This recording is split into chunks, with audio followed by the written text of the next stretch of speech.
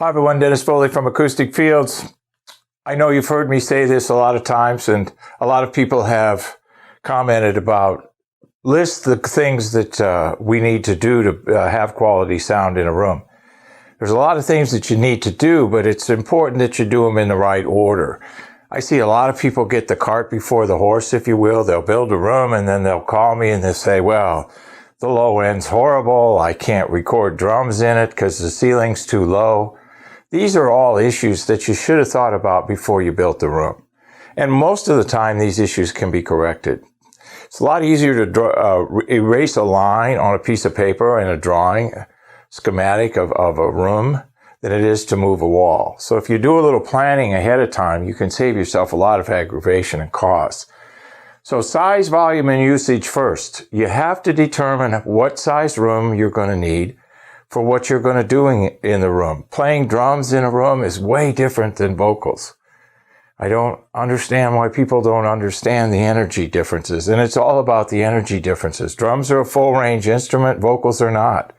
Pressure levels in drum rooms are way higher than vocal rooms. So the bottom line here is you have to match the size of the room, the volume of the room to what you're doing in the room. Okay, that's first and foremost on your list. Next is noise. We have to make sure that the noise that we're generating in the room, music, I guess, is staying in the room, and that no noise from outside sources is getting in. Because with today's high-resolution sources, noise can be a big problem.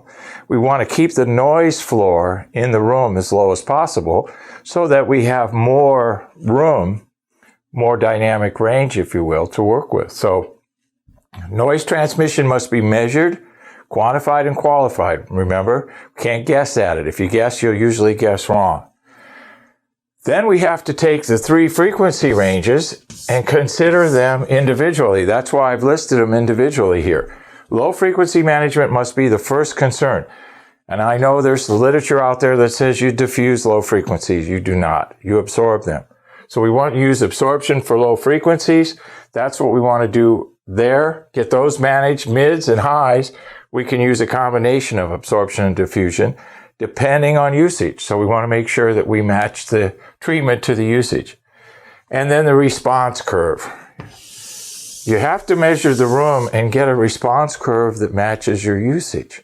The response curve in a live room is going to be different than the response curve in a vocal room, because you're dealing with different energy.